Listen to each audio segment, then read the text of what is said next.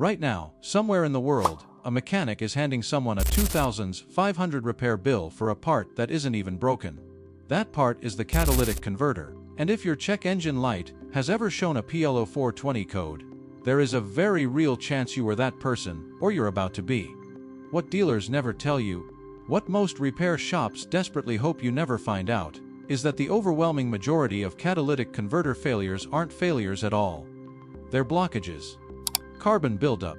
Dirty internal passages that choke the converter's efficiency until the oxygen sensors throw a code and the bill printer starts warming up. But here's what mechanics in Tokyo figured out decades ago and turned into standard practice. You can reverse this process entirely in about 20 minutes on a regular highway with zero tools, zero parts, and $0 spent. Stay with me, because by the end of this video, you'll know exactly how to do it, why it actually works at a chemical level, and the 5 expensive mistakes that could destroy your converter all over again, even after you've cleaned it. Let's start with what's actually happening inside that little metal canister mounted beneath your car. The catalytic converter is one of the most sophisticated pieces of engineering in your entire vehicle. Inside, there is a ceramic honeycomb structure coated with precious metals, platinum, palladium, and rhodium, that trigger chemical reactions in the exhaust stream, converting toxic gases into harmless carbon dioxide and water vapor. But these reactions only happen efficiently at high temperatures. We're talking 400 to 800 degrees Celsius as the operational sweet spot. The problem is that modern driving habits are perfectly designed to keep converters cold. Short trips to school, quick runs to the grocery store, slow crawl through daily traffic. These driving patterns keep converter temperatures hovering in the 200 to 300 degree range. At those temperatures, incomplete combustion products and trace oil vapors pass right through and coat the catalyst surface with carbon deposits. This happens slowly, invisibly, and constantly. Over months and years, those deposits thicken and narrow the honeycomb passages until exhaust flow is restricted enough that the system detects an efficiency drop. That triggers the P0420 code. Your dashboard lights up. The service advisor quotes you a number that starts with 2 and ends in a lot of stress. Here is the insider reality that changes everything.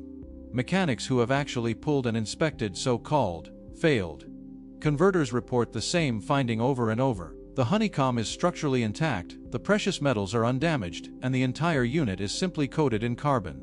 Not broken. Dirty. The shop-proven solution that Japanese taxi fleet technicians developed was built around a simple thermodynamic principle. Carbon burns at temperatures above 800 degrees Celsius. If you can get sustained, high-velocity exhaust flowing through the converter at that temperature for long enough, the deposits combust and exit the system as carbon dioxide gas. The converter essentially self-cleans. These fleet operators ran hundreds of vehicles through brutal stop and go city routes every single day. Converter maintenance costs were threatening to consume their operating margins. Their mechanics started experimenting, testing, and documenting. What they landed on was a structured highway drive protocol that has since been verified across thousands of vehicles worldwide. It isn't a trick. It's thermodynamics applied practically. Here is how you do it correctly. Before anything else, make sure your engine is fully warmed up. Drive normally for at least 5 to 7 minutes. You need a minimum of half a tank of fuel. If you have an OBD2 scanner, and most auto parts stores will read and clear codes for free. Note every code present before clearing them, because you want to know what returns. Now get on a highway where you can safely maintain consistent speeds. Begin by cruising at around 65 miles per hour for 5 full minutes. Steady, smooth, no surging, no braking. This phase brings the converter up to full operating temperature, somewhere between 700 and 900 degrees Celsius. The deposits are softening. Now accelerate smoothly and hold 75 miles per hour for a continuous 10 minutes. Do not floor it. Smooth, progressive, sustained speed.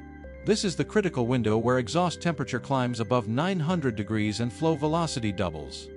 The carbon deposits begin oxidizing and burning. Some drivers notice a faint sulfur smell from the exhaust during this phase. That's the deposits leaving the system. You may also feel a subtle improvement in throttle response as the passages open up. After 10 minutes at 75, ease back down to 65 for 2 minutes. Then exit the highway and drive normally for another 5 to 10 minutes before parking. Never shut the engine off immediately after a high-temperature run. Thermal shock on a hot ceramic honeycomb can cause micro-cracking.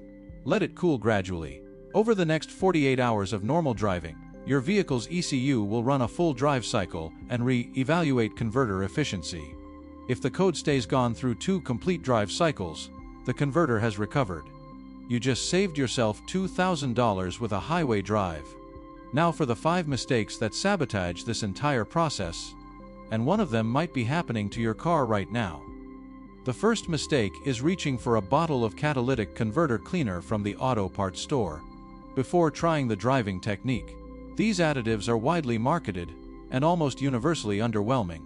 Independent testing comparing popular fuel-based converter cleaners against the structured driving technique consistently shows the additives clearing codes at a fraction of the rate of the technique alone.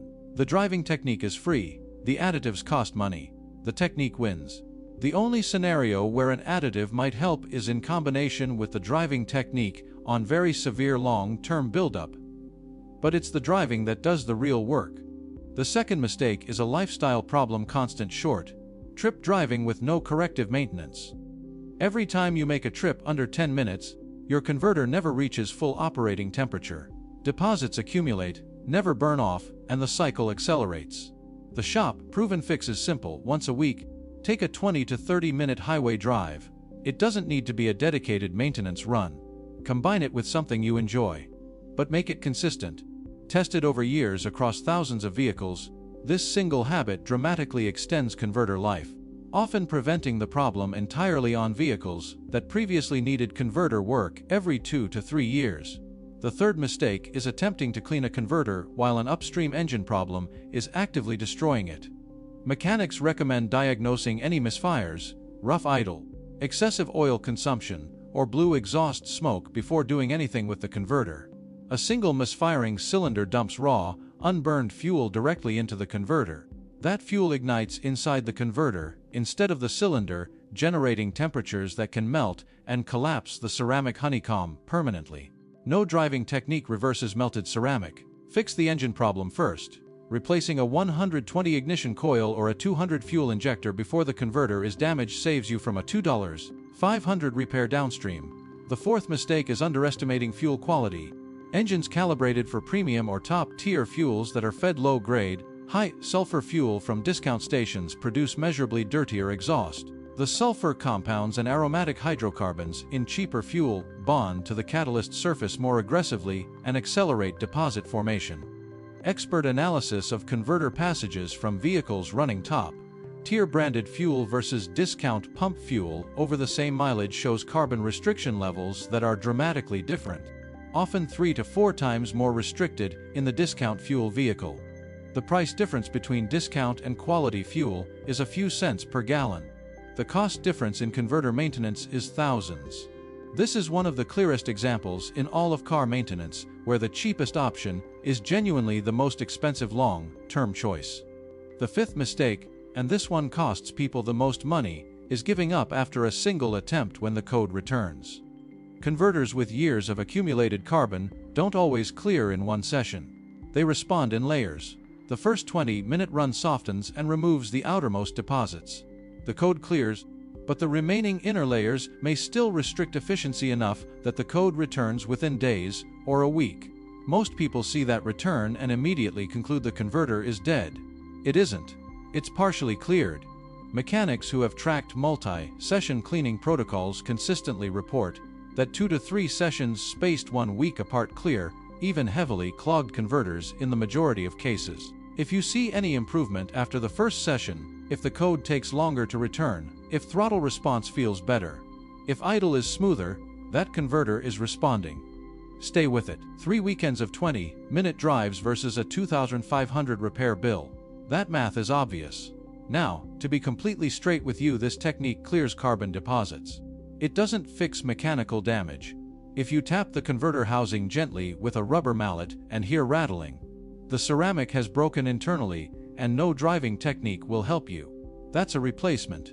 If your exhaust smells persistently of rotten egg, even after multiple cleaning attempts, The catalyst material may be chemically poisoned by silicone from improper sealants or phosphorus from certain oil additives, also a replacement situation. Diagnose before you spend, test before you replace. But for the majority of PO 420 codes on well-maintained vehicles, the structured highway drive technique is worth attempting 3 times before accepting any repair shop's quote. Used as preventive maintenance every 15,000 miles, this technique has extended converter life well beyond 200,000 miles on vehicles where early replacement was otherwise considered inevitable. Fleet operators who implemented it as a scheduled protocol across dozens of vehicles eliminated annual converter replacement costs entirely.